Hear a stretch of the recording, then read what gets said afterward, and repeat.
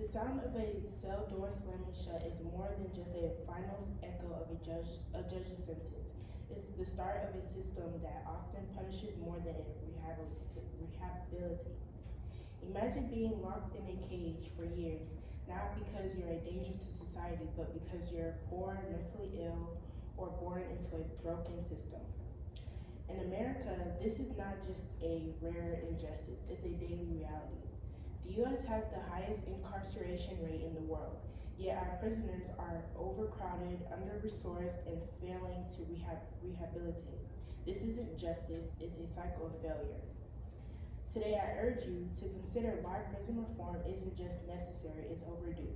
If we care about fairness, dignity, and the public safety, then we must confront the crisis behind bars and demand a system that heals instead of harms. Let's begin with some facts. The Sentencing Project brings light to systematic discrimination. 1 in 5 Black men born in 2001 is likely to experience imprisonment. In their lifetime, what causes this inequality is rooted from systematic discrimination, biased policies, and socioeconomic inequalities. An article from the Brookings Institution speaks on the need to change lives in prison rather than punish them. They advocate to focus on rehabilitation for those in the system so they can come out of incarceration as better people. They suggest programs such as cognitive behavioral therapy, personal development initiatives, and education. The Brookings Institution also talks about successful case studies supporting rehabilitation for inmates, and they emphasize how these promote new ways of thinking and behaving, which is beneficial for not only the inmates but also the correctional staff. This source brings guidance in making incarceration worth its while.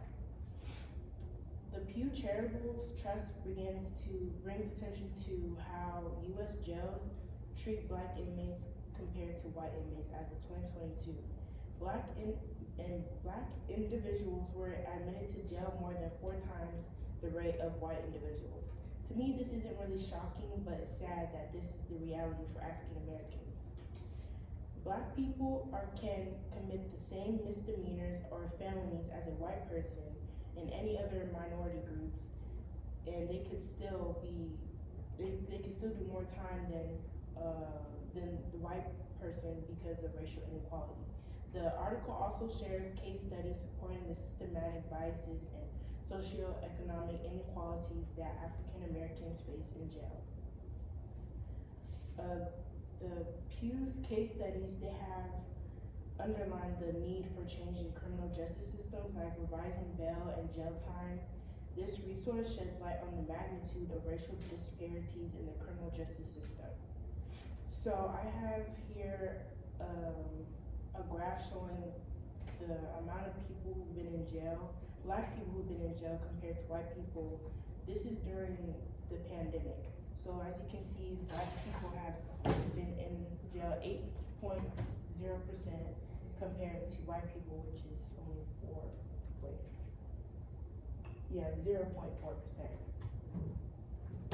And also, the Pew's Charitable Trust, they show how Black people were substantially overrepresented in 7 into 10 jails. So you can see here in this diagram how much Black people were put into jail and underrepresented.